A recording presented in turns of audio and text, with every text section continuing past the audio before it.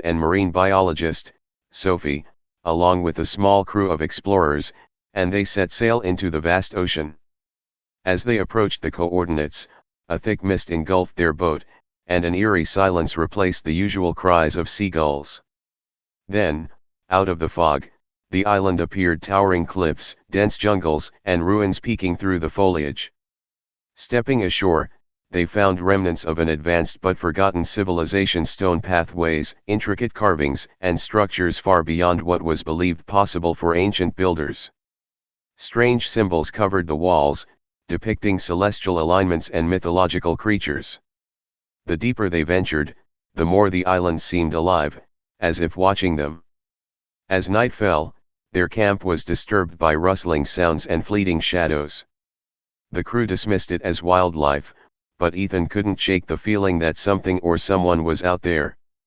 The next morning, they uncovered an enormous temple hidden beneath layers of vines. Inside, murals told a story of a civilization that vanished overnight, leaving behind only whispers in the wind. While exploring deeper into the temple, Sophie found a large stone dial covered in ancient glyphs. As she traced her fingers over the markings, the air around them shifted. A low hum vibrated through the chamber, and suddenly, the symbols began to glow. The walls pulsed with energy, revealing a hidden staircase descending into darkness. With cautious excitement, they followed the passageway into a vast underground city, perfectly preserved, as if frozen in time. Bioluminescent plants illuminated the space, casting an otherworldly glow. Artifacts lay untouched, and strange, metallic structures hinted at technology beyond their comprehension. Then, they saw them. Figures cloaked in silver garments emerged from the shadows, tall, elegant, their eyes shimmering like liquid gold. They spoke in a language that resonated in Ethan's mind rather than his ears. Through gestures and visions, they revealed their story. They were the last guardians of an ancient civilization that had unlocked secrets of the cosmos but chose to remain hidden, fearing that humanity was not ready for such knowledge. Ethan and his team stood at the crossroads of history and destiny. The guardians offered them a choice: stay and learn the truths of the universe, or leave and let the island remain forgotten. After much deliberation, they made their decision. As they sailed away, the island slowly disappeared into the mist, just as mysteriously as it had appeared. Ethan knew he had witnessed something extraordinary, something that could change the world. But some secrets, he realized, were meant to remain untold. And so, the forgotten island remained a myth, waiting for the next traveler daring enough to seek the unknown. A captivating journey through Japan. The moment I arrived in Tokyo, I was captivated by the perfect blend of tradition and modernity. Neon lights illuminated the bustling streets, while ancient temples stood quietly among towering skyscrapers. Japan had always fascinated me, and now, I was ready to embark on an unforgettable journey. My adventure began in the heart of Tokyo, where I explored the famous Shibuya crossing, the busiest intersection in the world. The synchronized movement of thousands of people was mesmerizing.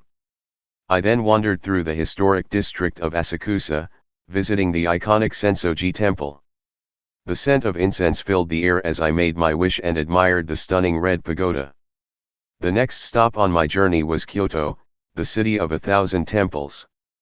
I strolled through the enchanting Arashiyama bamboo forest, where towering green stalks sway gently in the wind. At Fushimi Inari Shrine, I walked through the endless vermilion torii gates, feeling as if I had stepped into another world.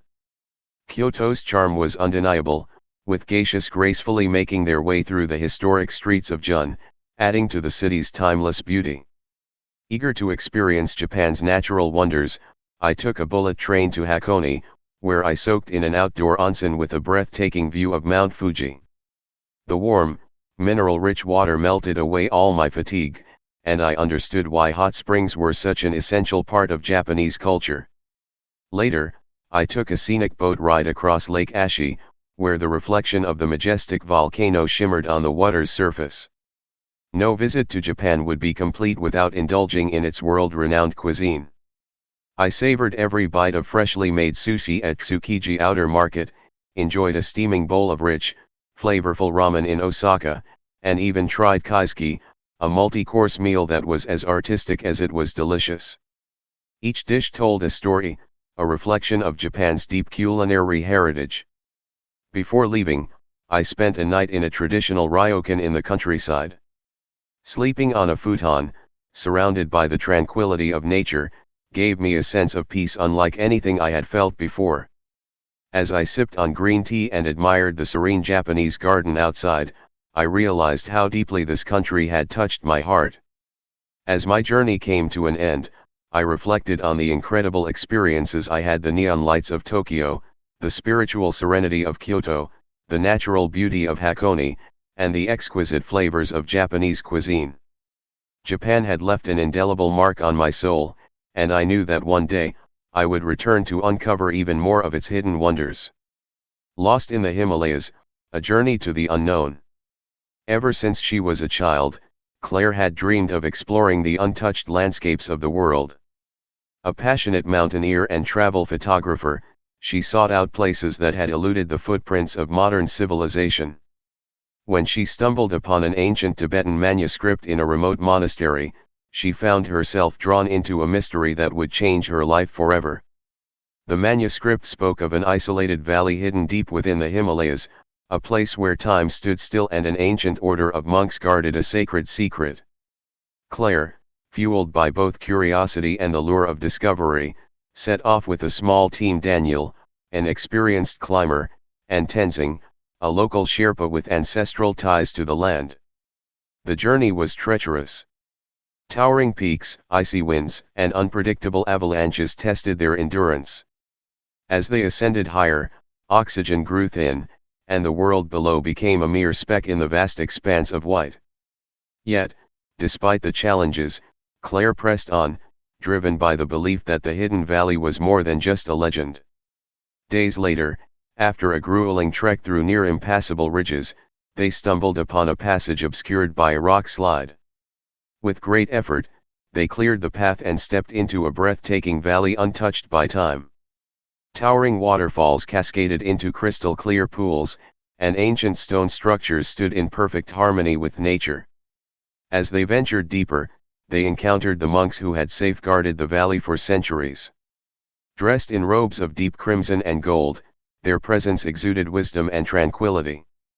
They welcomed the travelers but issued a solemn warning: the valley was a sanctuary of knowledge and power, and not all who entered would be permitted to leave with what they had learned. Intrigued, Claire sought answers. The monks led her to an underground chamber where an ethereal glow emanated from the walls. Strange symbols danced in the dim light, telling the story of an ancient civilization that had once flourished here. It was said that they had unlocked the secret of perfect harmony between the body, mind, and the universe itself. As Claire delved deeper into their teachings, she felt herself being pulled between two worlds: the modern one she had always known and this hidden realm of wisdom. The monks revealed that the valley could only be found by those who were meant to discover it, and that its existence had remained a secret to protect humanity from its own destructive nature. A difficult choice lay ahead. Would Claire return to the outside world and share her discovery, or would she choose to stay, abandoning everything she had known for a life of enlightenment? Standing at the threshold of the valley, she hesitated. The answer, she realized, was not hers alone to make. And as the first snowflakes of winter began to fall, Claire knew that her journey had only just begun. An unforgettable journey through Italy. The moment I arrived in Rome, I was immediately immersed in the rich history and timeless beauty of Italy. The city was a perfect blend of ancient ruins, stunning architecture, and lively streets filled with laughter and music. I knew this journey would be nothing short of extraordinary. My adventure began at the Colosseum, where I marveled at the grandeur of the ancient amphitheater that once hosted gladiatorial battles. As I wandered through the Roman Forum, I imagined what life must have been like during the height of the Roman Empire. Later, I tossed a coin into the Trevi fountain, ensuring my return to this magical city. Next, I traveled to Florence, the birthplace of the Renaissance. Walking through the historic streets, I was in awe of the artistic masterpieces surrounding me. I stood before Michelangelo's David, captivated by its flawless detail, and explored the Uffizi Gallery, where Botticelli's The Birth of Venus left me breathless. Climbing to the top of the Duomo, I was rewarded with a stunning panoramic view of the city's red rooftops and rolling Tuscan hills. Eager to experience Italy's natural beauty, I made my way to the Amalfi Coast. The sight of colorful cliffside villages overlooking the sparkling Mediterranean was simply breathtaking. I strolled through the charming streets of Positano, enjoyed a boat ride to the enchanting Blue Grotto in Capri, and dined on fresh seafood while watching the sunset over the sea. Every moment felt like a dream.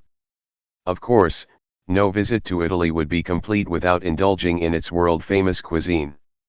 In Naples, I tasted authentic Neapolitan pizza with its perfectly charred crust and rich tomato sauce.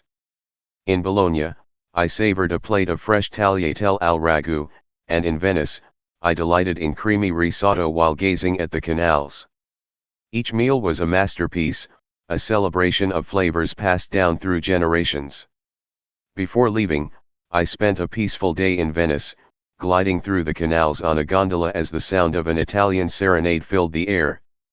I wandered through St. Mark's Square, fed the pigeons, and admired the intricate mosaics of St. Mark's Basilica. The city's romantic atmosphere was unlike anywhere else in the world. As my journey through Italy came to an end, I reflected on the unforgettable experiences I had: the ancient wonders of Rome, the artistic splendor of Florence, the breathtaking coastline of Amalfi, and the culinary delights found in every region.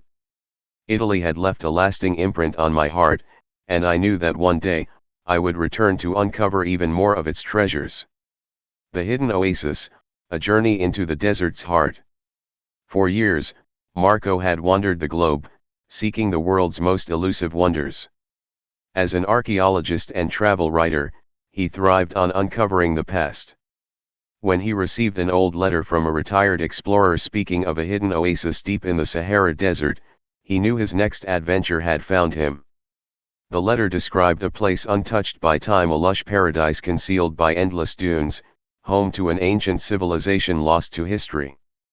Many had searched for it, but none had returned. Intrigued, Marco gathered a team: Nadia, a skilled desert navigator, and Omar, a local guide with deep knowledge of the sands. Together, they embarked on their journey, determined to find the oasis that had eluded so many before them. The desert was merciless. Scorching heat by day, freezing winds by night. Endless waves of golden dunes stretched as far as the eye could see, shifting unpredictably with each gust of wind. Days passed, their supplies dwindling, and doubt crept in. Had they been chasing a mere legend? Then, on the seventh day, they found it.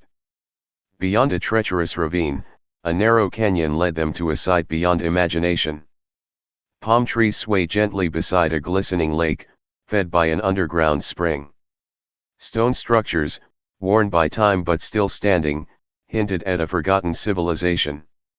At the heart of it all lay a grand temple, its walls covered in mysterious symbols and faded murals.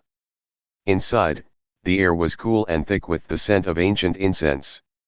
Marco traced the carvings on the walls, depicting a people who had once thrived here.